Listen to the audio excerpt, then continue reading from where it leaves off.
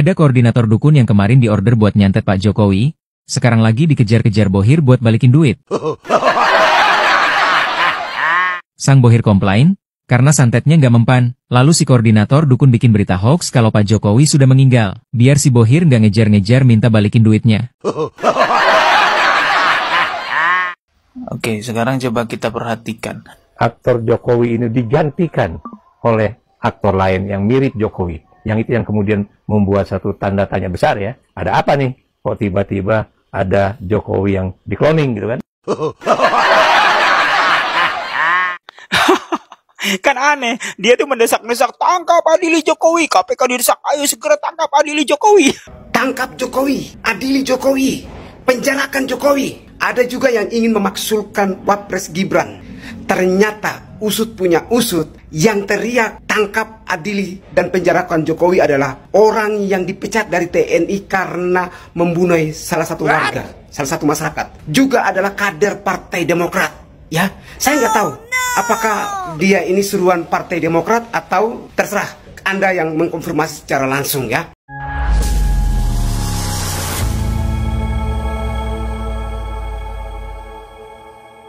Assalamualaikum warahmatullahi wabarakatuh, saudara-saudaraku sebangsa dan setanah air dimanapun kalian berada.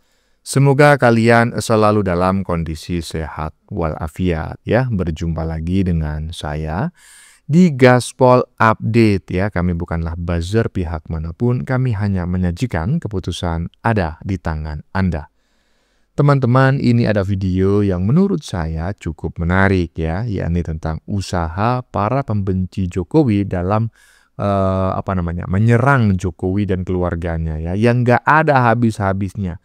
Ada aja narasi yang dikembangkan dan ada aja cara yang dilakukan ya. Dan terbaru nih ya, beredar kabar, nggak tahu kabar ini benar ataukah salah ya, yaitu tidak hanya menyerang Jokowi dengan cara yang wajar ya, tidak hanya dengan cara mencaci, memaki, memfitnah gitu ya. Ya, kaum pembenci Jokowi juga menyerang Jokowi dengan cara yang tidak wajar. Apa itu Bang, cara yang tidak wajar? Katanya mereka juga menyewa banyak dukun untuk menyerang Jokowi secara gaib. Kocak ya. Tetapi nyatanya sampai saat ini Jokowi nggak mati-mati ya. Memang beberapa waktu lalu Pak Jokowi mengalami sakit kulit, tetapi sebetulnya bukan karena serangan para dukun ya, tetapi kemungkinan karena ya dalam tanda kutip mungkin ada radioaktif lah ya. Ya. Terkait serangan Pak Jokowi oleh dukun-dukun ya secara goib ini teman-teman ya. Makanya akhir-akhir ini banyak sekali kabar beredar di media sosial termasuk di TikTok ya kan, yang menyebutkan bahwa Jokowi telah mati. Bahkan ada juga konten ya yang terang-terangan itu mencari, menelusuri atau membongkar makam Jokowi. Aduh, ternyata saya baru paham ya. Ternyata itu adalah upaya para dukun yang sudah menerima anggaran dari Bohir untuk menyerang Pak Jokowi ya. Itu upaya si dukun untuk meyakinkan si Bohir bahwa Jokowi sudah mati sebetulnya. Karena kalau Jokowi gak mati-mati, nanti Bohir bisa meminta uang yang sudah diberikan kepada si dukun. Kocak. Ada aja ya. Nah, bagaimanakah videonya dan bagaimanakah respon netizen? Mari kita tonton bersama, kemudian mari kita komentari bersama di bagian akhir video. Ini dia. Ada koordinator dukun yang kemarin diorder buat nyantet Pak Jokowi, sekarang lagi dikejar-kejar Bohir buat balikin duit. Sang Bohir komplain, karena santetnya nggak mempan. Lalu si koordinator dukun bikin berita hoax kalau Pak Jokowi sudah meninggal, biar si Bohir nggak ngejar-ngejar minta balikin duitnya. Ini. Oke, sekarang coba kita perhatikan. Aktor Jokowi ini digantikan oleh aktor lain yang mirip Jokowi. Yang itu yang kemudian membuat satu tanda tanya besar ya. Ada apa nih? Kok tiba-tiba ada Jokowi yang di-cloning gitu kan? Berita hoax soal Pak Jokowi meninggal dunia ternyata punya cerita yang jauh lebih kocak sekaligus memalukan di baliknya. Ternyata, isu itu muncul dari koordinator dukun yang gagal total dalam misi nyantet Pak Jokowi. Ceritanya begini. Sang koordinator dapat order khusus dari pihak Bohir. Targetnya cuma satu, menghabisi Pak Jokowi lewat jalur gaib. Sudah dikerahkan 33 dukun lintas pulau, mulai dari pesisir selatan sampai gunung di timur. Upacara ritual dilakukan, darah ayam sudah tumpah, mantra sudah diulang ribuan kali. Tapi hasilnya? Nihil. Santet yang dikirim malah mental, balik arah, dan efeknya cuma bikin Pak Jokowi gatal-gatal ringan. Nah, disinilah drama dimulai. Saat Bohir minta laporan hasil operasi, si koordinator panik. Masa harus bilang gagal total? Akhirnya, dengan muka meyakinkan, dia ngarang cerita. Pak Jokowi sudah meninggal, yang tampil di media itu kloningan. Dan dari sinilah berita hoax itu menyebar. Berawal dari dukun yang panik, berakhir jadi isu nasional. Lucunya, para penggemar teori konspirasi langsung percaya mentah-mentah, tanpa tahu kalau sumbernya cuma satu. Dukun stres yang ditagih hasil kerjaan gaib. Buat satu tanda tanya besar ya. Ada apa nih? Kok tiba-tiba ada Jokowi yang dikloning gitu kan? Jokowi yang dikloning gitu kan? Untuk menutupi kegagalan hasil kerja menyantet Pak Jokowi, lalu si koordinator pun membayar banyak buzzer. Dan tidak cuma itu, ada politisi yang dibayar agar angkat bicara juga. Hasilnya berita hoax tentang Pak Jokowi yang sudah meninggal pun sangat masif. Dan si koordinator dukun pun juga keluar uang yang lumayan banyak untuk membayar para buzzer tersebut. Awalnya semua akal bulu si koordinator dukun dengan membuat cerita hoax tersebut berjalan lancar. Tapi ternyata si koordinator dukun tersebut punya kebiasaan buruk yaitu memboking artis untuk diajak party di kamar hotel. Bahkan si koordinator dukun tersebut juga menjalin asmara dengan seorang artis yang belum terlalu kondang. Nah dari sinilah masalah besar muncul, dan akal bulus tentang cerita hoax tersebut ketahuan oleh si Bohir. Pada suatu hari, si Bohir yang dulu order buat nyantet Pak Jokowi lagi seneng-seneng dan memboking seorang artis perempuan. Mereka melakukan adu mekanik di kamar hotel sampai beberapa ronde. Lalu sambil berbaring manja dalam pelukan si Bohir, si perempuan tersebut bercerita dengan manja. Dari cerita A sampai Z diceritakan. Nah, tiba-tiba perempuan tersebut curhat dengan manja kalau dia punya masalah. Duitnya dibawa kabur sama mantan pacarnya. Lalu si Bohir pun menanggapi dengan bertanya, kok bisa duitmu dibawa mantan pacarmu? Lalu dengan semangat si perempuan tadi bercerita. Dia dulu membantu mantan pacarnya saat misi menghabisi Pak Jokowi secara gaib. Tapi gagal, lalu terpaksa harus membayar buzzer untuk menyebar berita bohong kalau Pak Jokowi sudah meninggal. Dan sebagian besar duit yang buat bayar buzzer itu pakai duitnya. Sontak sang Bohir pun terperanjat. Seperti bagai tersambar petir jembutnya.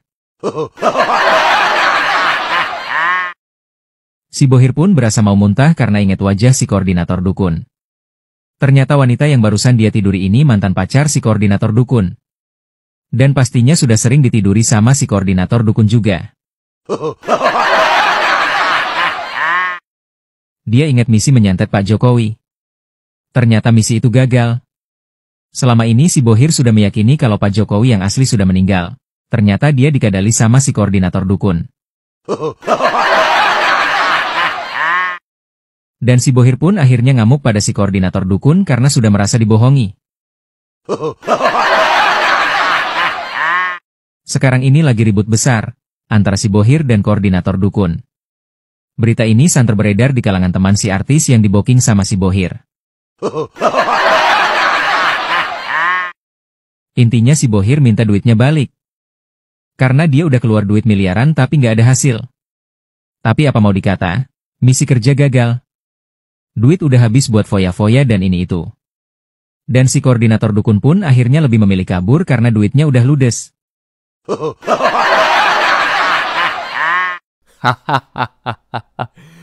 Aduh, ngeri, ngeri. Baru kali ini menurut saya teman-teman ya, walaupun kurang begitu lucu ya, tetapi menurut saya itu dari sekian banyak narasi ya, yang digunakan untuk menyerang Pak Jokowi, dari berbagai cara, teknik, dan strategi yang digunakan untuk menjatuhkan Pak Jokowi, menurut saya ini adalah yang paling jauh ya. Sejauh ini, inilah yang paling jauh.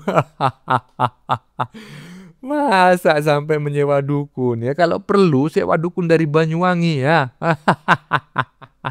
Hei para pembenci ya. Kalau perlu sewa dukun dari Banyuwangi. Jangan pakai dukun abal-abal ya. Kalau mau mencari dukun di Banyuwangi bisa nanti saya carikan ya.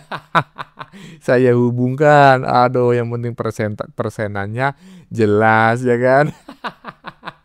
Ada aja ya.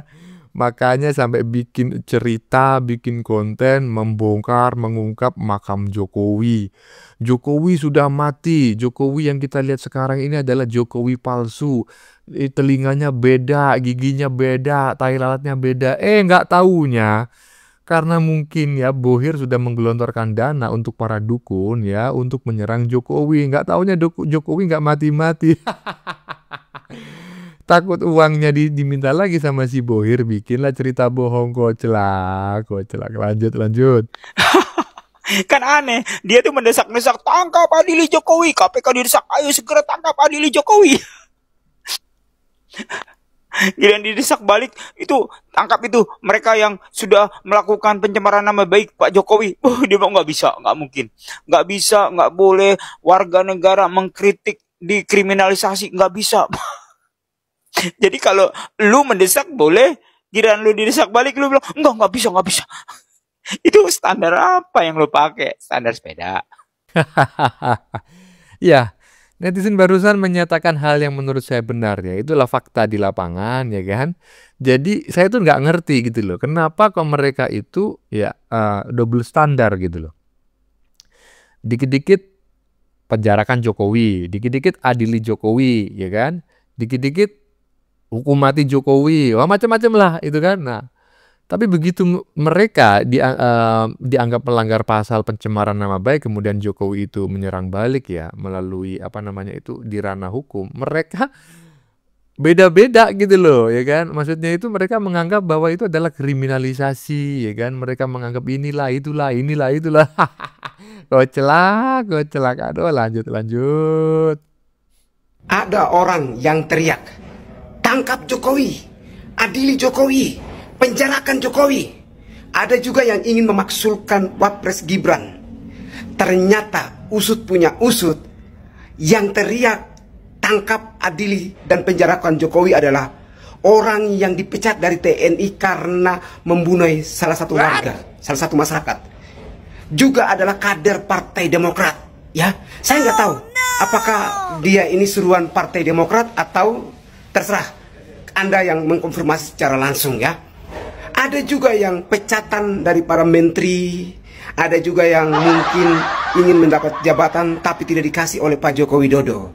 Ada juga yang organisasinya dibubarkan oleh Pak Joko Widodo, sehingga mereka berkumpul, mereka melakukan perlawanan kepada Pak Joko Widodo. Mereka menghajar ijazah Pak Joko Widodo, ijazah asli tapi dibilang ijazah palsu, yaitu Rismon, Roy Suryo, dan kawan-kawannya. Orang-orang semacam ini orang-orang yang sakit hati. Termasuk ada beberapa oknum juga yang ingin mengganggu ijazah bahkan jabatan Pak Gibran. Orang-orang semacam ini orang-orang yang mungkin sudah tidak waras lagi. Jadi karena sudah tidak waras, mereka mau mengganggu ijazah Pak Joko Widodo, ijazah Mas Gibran, dan jabatan Mas Gibran. Kalau Anda ingin mendapatkan jabatan Wapres, mending tunggu 2029, maju di situ.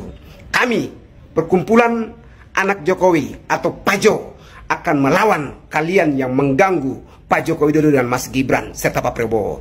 Anda mengganggu sama aja kamu mengganggu Pajo, perkumpulan anak Jokowi, setia dengan Pak Joko Widodo. Wah, keren kali ya kan. Duta Koteka ya. Kok Duta Koteka sih Bang ya, karena beberapa waktu lalu Fritz Alorboy ini ya kan menyampaikan kalau emak-emak akan demo di depan Polda Metro Jaya atau Mabes Polri ya hanya menggunakan BH dan celana dalam. Lantas laki-laki akan pakai apa katanya? Lantas Si Fritz ini kalau ikut demo mau membawa apa? Mau membawa koteka ya, makanya saya sebut sebagai duta koteka. Dan intinya apa yang disampaikan oleh Fritz Alorbay barusan saya sependapat gitu ya. Jangan macam-macam mengganggu Jokowi dan Gibran. Bukan karena personalnya ya. Tapi karena sampai saat ini Jokowi ini saya sebut sebagai presiden terbaik di Indonesia ya karena tidak terindikasi dengan tindak pidana korupsi apapun ya, dan juga Gibran saat ini masih menjabat sebagai wakil presiden Republik Indonesia. Ya kalau kalian macam-macam itu sama dengan halnya makar. Jangan gitulah. Mantap Fris ya, lanjut ya. Keren kau ya, obatnya ternyata bertahan lama warasnya kau ini ya. Lanjut. Jokowi adalah sosok yang hingga hari ini tetap dicintai oleh rakyatnya. Walau sudah tidak lagi menjabat dan tidak memiliki partai politik, namanya masih tetap menjadi simbol kepercayaan publik. Kerja dengan hati dan hasil yang nyata. Selama 2 periode memimpin, Jokowi membuktikan bahwa politik tidak perlu drama. Hanya cukup kerja keras, kejujuran, dan ketulusan untuk membuat rakyat percaya. Dan karena itulah, meski kini ia telah menjadi rakyat biasa, barisan pendukungnya tetap solid, militan, dan setia. Namun justru disitulah letak persoalannya. Ada pihak-pihak yang tidak nyaman melihat Jokowi dicintai oleh rakyatnya hingga hari ini. Mereka tahu betul bahwa Jokowi masih memiliki pengaruh politik yang besar. Bahkan setelah ia tidak lagi menjabat sebagai presiden, suaranya masih didengar. Sikapnya masih diperhitungkan dan kehadirannya masih menjadi faktor penting di peta politik nasional. Maka tak mengherankan jika fitnah dan serangan terus-terusan diarahkan kepada Jokowi. Dari isu liar, tuduhan tak berdasar, hingga fitnah yang cacat logika. Padahal semua itu hanyalah cermin ketakutan dari mereka yang belum bisa move on dari kekalahan Pilpres 2024. Ketakutan dari mereka yang tidak mampu menandingi reputasi politik yang dibangun berdasarkan kepercayaan rakyat. Jokowi tidak perlu panggung besar untuk bisa berpengaruh, karena panggungnya adalah hati jutaan rakyat Indonesia yang pernah merasakan langsung hasil kerja Jokowi. Dan selama cinta rakyat itu masih ada, ribuan tuduhan pun tidak akan mampu menghapus nama baik Jokowi dari sejarah kepemimpinan bangsa ini.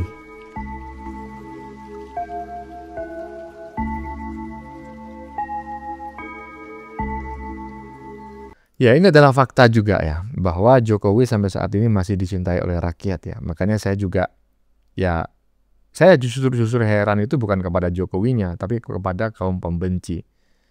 Jokowi begini diprotes ya.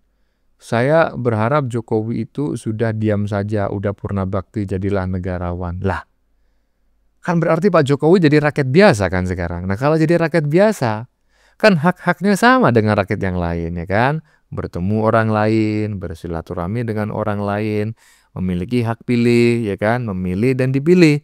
Ketika menjadi presiden pun Pak Jokowi juga memiliki hak pilih, gitu loh. Jadi kalau Pak Jokowi misalnya mendukung Prabowo, mendukung Gibran 2 periode, salahnya di mana? Kemudian Pak Jokowi membuka open house ya, membuka kesempatan bagi siapapun berkunjung ke rumahnya dan bertemu dengan dia ya, bersalaman, berfoto bareng. Salahnya di mana gitu loh, koclak. Ya, bagaimana menurut kalian ya? Keputusan ada di tangan Anda. Silahkan tulis di kolom komentar baik Anda yang setuju maupun yang tidak setuju dengan isi konten ini ya. Sebelumnya saya memohon maaf yang sebesar-besarnya jika dalam penyajian konten ini ada kata-kata yang menyinggung, kurang tepat penggunaannya, atau ada data yang dianggap keliru atau salah. Saya memohon maaf yang sebesar-besarnya. Kita jumpa lagi di lain video. Salam NKRI.